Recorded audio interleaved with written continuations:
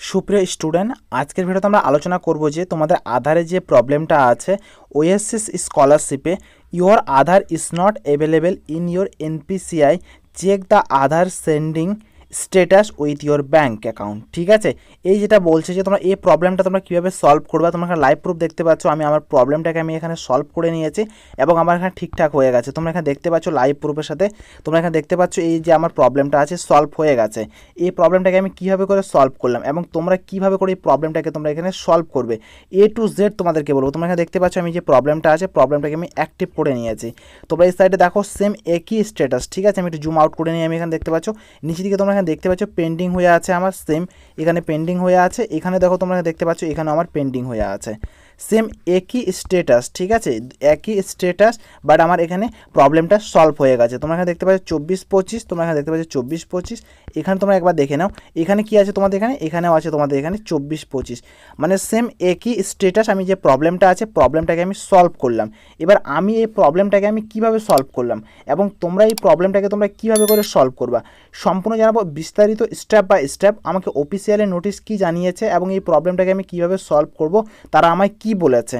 তো প্রথমত আমি অফিসিয়ালি ওয়েবসাইটে যেটা বলেছে আমাকে সেটা তোমাদেরকে আমি পড়ে শোনাবো এ টু জেড। ঠিক আছে, কি বলছে না বলছে। ওকে, তো বন্ধুরা যেমনটা এখানে লেখা আছে অ্যাক্টিভ না, বা প্রথমত তোমাদেরকে বলি আমি এখানে অ্যাপ্লিকেশান ট্র্যাক করার পর যদি কোনো স্টুডেন্টের স্ট্যাটাস আধার স্ট্যাটাস মানে আধার স্ট্যাটাস ব্রেকেটে এনপিসিআই প্রবলেম যদি থাকে তাহলে কি করবা।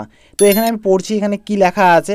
এখানে লেখা আছে অ্যাক্টিভ হয়ে যদি অ্যাক্টিভ না হয়ে যদি your Aadhaar is not available NPCI, check the Aadhaar sending status with your bank account দেখায়, তাহলে আমাদেরকে কি করতে লাগবে।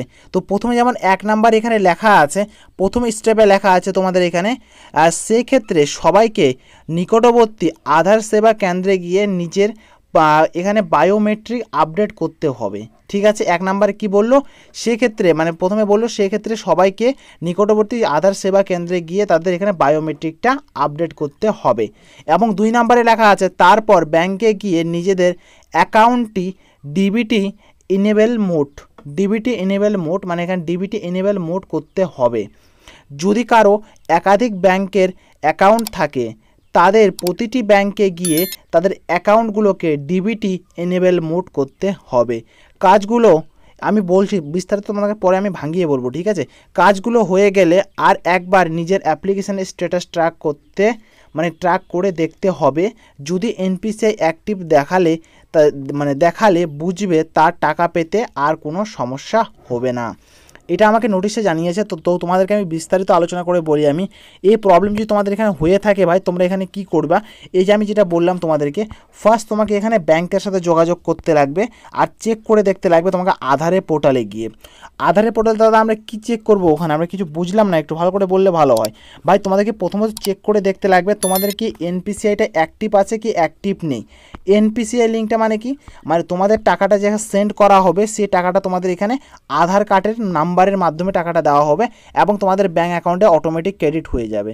হ্যাঁ ভাই তোমাদেরকে বলি আমি তোমাদের ব্যাঙ্ক অ্যাকাউন্টে যেটা লিঙ্ক করা আছে আধার সেন্ডিং লিঙ্ক, মানে আধার কার্ডে টাকাটা এখানে সেন্ড করবে, তোমার টাকাটা চলে যাবে সিধা একবারে তোমাদের ব্যাঙ্ক অ্যাকাউন্টে।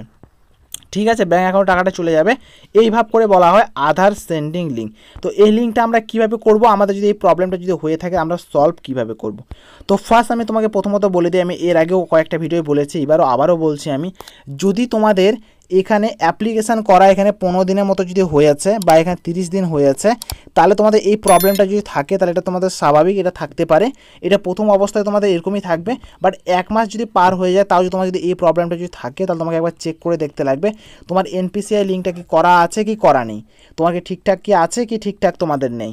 হয়তো এমনও হতে পারে তোমরা যে ডিবিটি লিঙ্ক করেছো বা এখানে এনপিসিআই, প্রথমে তোমাদের কি বল ডিবিটি এবং এনপিসিআই লিঙ্ক মানে দুটো লিঙ্কই কিন্তু একই লিঙ্ক, কিন্তু নাম বলা হয় ডিবিটি বলে এবং তোমাদের এনপিসিআই বা এখানে আধার সেন্ডিং লিঙ্কও কিন্তু বলা হয়, কিন্তু তোমাদের একটা লিঙ্কটাকে 2-3টে করে নাম করে রাখা হয়। কিন্তু তোমাকে প্রথমে চেক করে দেখতে লাগবে তোমার আধার সেন্ডিং লিঙ্কটা কি করা আছে কি করা নেই। ঠিক আছে, তো আধার সেন্ডিং লিঙ্কটা তোমার আধারের ওয়েবসাইটে যাই চেক করে নেবে, যদি ঠিকঠাক যদি থাকে, তাও যদি এখানে এই প্রবলেমটা দেখায় তো এটা কয়েকদিন লাগতে পারে, 5-7 দিন, ঠিক আছে, ঠিক হয়ে যাবে। যদি তোমাদের অ্যাক্টিভ যদি হয়ে থাকে, তুমি হয়তো আজকে বা কালকে অ্যাক্টিভ করলে তার মোটামুটি 15 দিন খানিক তোমাদের সময় লাগবে এটা কিন্তু প্রসেস হতে, ঠিক আছে।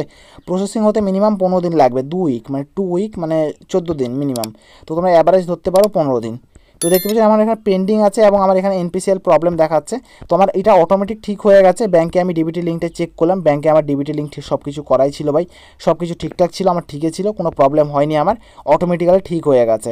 আমি ডিবিটি লিঙ্কটা চেক করলাম, ডিবিটি লিঙ্ক করাই আছে, আমার ব্যাঙ্কও রানিংয়ে আছে, চালুই আছে ব্যাঙ্ক আমার, তো আমার কোনো প্রবলেম হয়নি। কিন্তু তোমরা দেখতে পাচ্ছ আমার এটা এই প্রবলেমটা হওয়ার ঠিক আমার অ্যাপ্লিকেশন করলাম, অ্যাপ্লিকেশন করার পর কয়েকদিন পর চেক যখন করি আমি স্ট্যাটাস, তখন আমার এনপিসিএল প্রবলেম দেখাচ্ছিল। তখন আমি ভাবছি ভাই আর আমি টাকা হয়তো এখানে পাবো না। এই প্রবলেম যখন হয়ে গেছে, প্রবলেমটাকে সলভ করবো তারপরে। তো কয়েকদিন পর আমি ডিবিটি চেক করলাম, তো ব্যাঙ্কে যাই কথা বললাম, ব্যাঙ্কে কথা বলার পর দেখলো চেক করে বলছে হ্যাঁ ঠিকঠাক আছে। আমি মোবাইলে চেক করলাম, তাও একবার ব্যাঙ্কে নিজের একটা সন্দেহ ছিল, আমার সন্দেহটাকে আমি এখানে মানে ঠিক করে নিলাম। তো বলছে না সব কিছু ঠিকঠাক আছে ভাই, তোমার কোনো প্রবলেম সমস্যা নেই, তুমি ঠিক টাকা পেয়ে যাবে। তো একটু সময় পর অপেক্ষা করার পর অটোমেটিক আমার রিমুভ হয়ে গেল এবং আমি অনায়াসে টাকাটা খুব তাড়াতাড়ি করে পেয়ে গেলাম।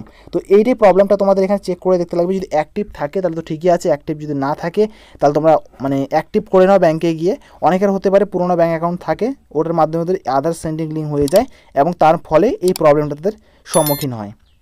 তো তোমরা ঠিক করে নিবে, ঠিক আছে। এবং কার কী স্ট্যাটাস কী দেখাচ্ছে, এগুলো হলো আজকের আপডেট, যে তোমাদের এই প্রবলেমটা কীভাবে সলভ করো, তোমরা এইভাবে করে প্রবলেম তোমার সলভ হয়ে যাবে অটোমেটিক্যালি, ঠিক আছে। তো আই হোপ আমি বুঝাতে পারলাম। তো বন্ধুরা প্লিজ লাইক করবে, চ্যানেলটা সাবস্ক্রাইব করবে। চাকরির তথ্য পাওয়ার জন্য আমার হোয়াটসঅ্যাপ গ্রুপটা তোমরা জয়েন করে রাখবে। হোয়াটসঅ্যাপ গ্রুপে আমি প্রতিনিয়ত চাকরির তথ্য কিন্তু দিয়ে থাকি। So thank you for watching বন্ধুরা, দেখা হবে আলাদা একটা ভিডিওতে আলাদা একটা টপিকে। তো আমার সাথে কথা বলতে চাইলে আমাকে ইনস্টাগ্রামে তোমরা মেসেজ করতে পারো। ভিডিওটা এতদূর দেখতে দেখতে চলে এসেছো তো ভাই প্লিজ একটা লাইক আর চ্যানেলটাকে সাবস্ক্রাইব। সো জয় হিন্দ, বন্দে মাতরম।